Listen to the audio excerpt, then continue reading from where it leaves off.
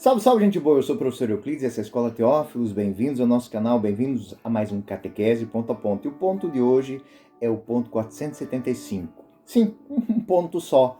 E ele vai tratar de um ponto muito específico, a vontade humana de Cristo. Como é que a igreja, como é que o catecismo nos fala desta condição? Ponto 475.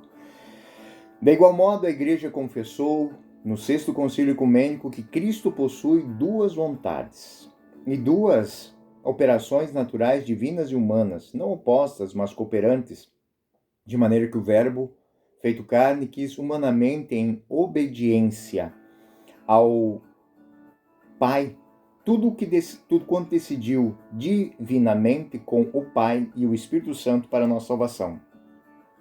A vontade humana de Cristo segue a sua vontade divina, sem fazer resistência nem oposição em relação a ela, antes estando subordinada a essa vontade onipotente. Como isso é importante? Por que isso é importante, essa argumentação? Bom, o número 475 do Catecismo, ele aborda um ponto central e decisivo na cristologia. A existência em Cristo de uma verdadeira vontade humana distinta da vontade divina, mas perfeitamente harmonizada com ela. A igreja confessa que Cristo possui duas vontades naturais, uma divina e outra humana.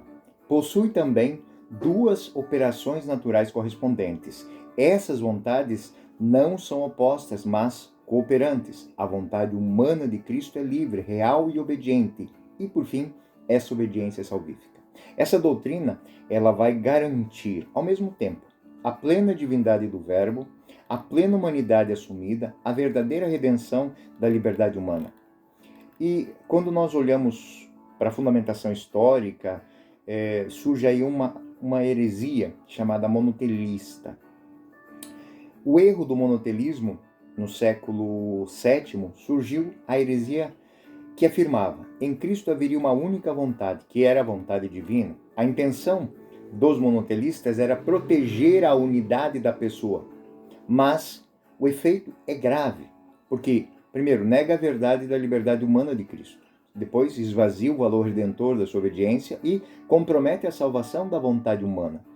São Máximo, o confessor, ele foi um grande defensor da fé ortodoxa. E São Máximo, o confessor, ele afirmava que se Cristo não tivesse uma vontade humana, não teria curado a vontade humana.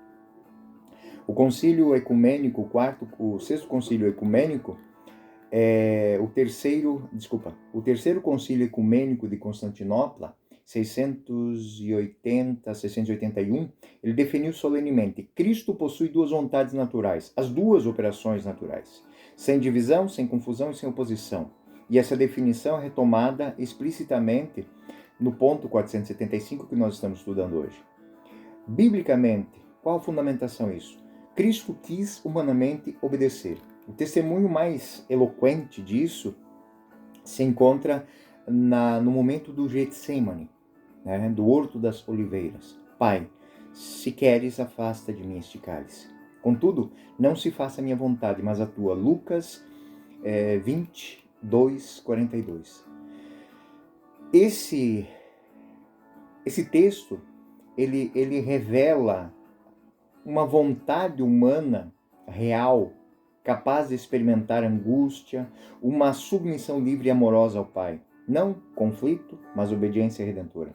São João Paulo II, ele comenta: no Getsemane manifesta-se o drama e a vitória da liberdade humana redimida.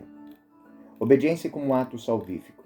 São Paulo vai ensinar em Romanos: assim como pela desobediência de um só homem todos nos tornamos pecadores, assim pela obediência de um só todos se tornarão justos.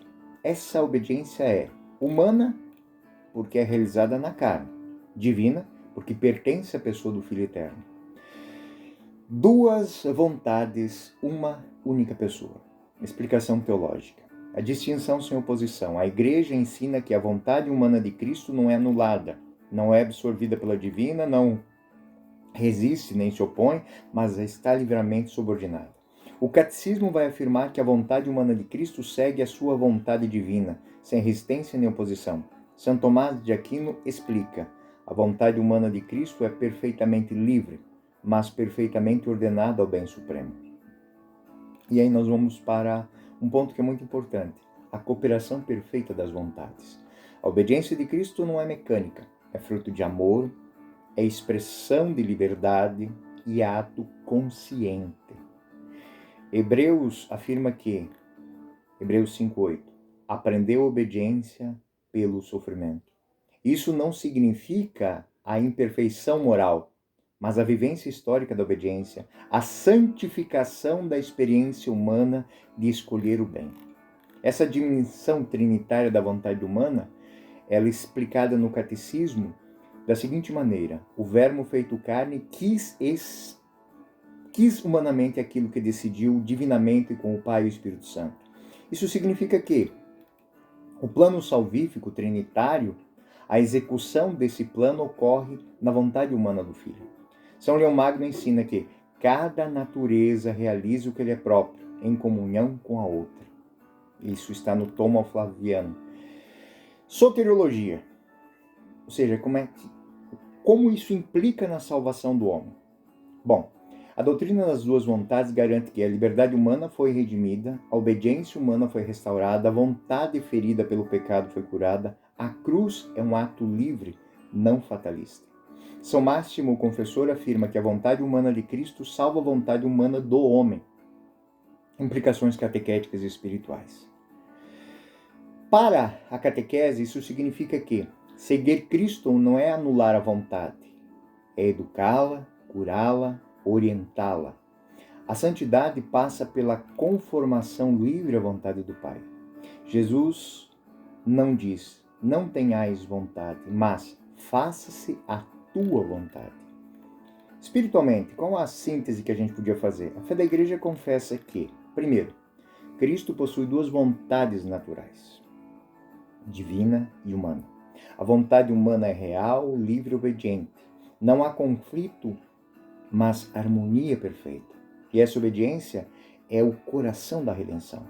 Na cruz, a vontade humana de Cristo vence onde Adão caiu.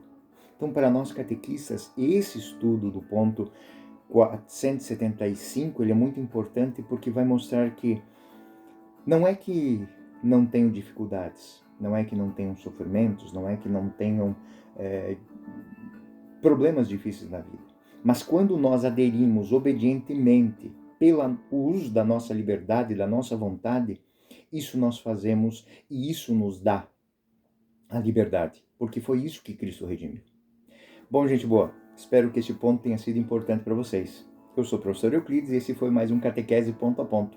Fiquem com Deus, até o próximo ponto.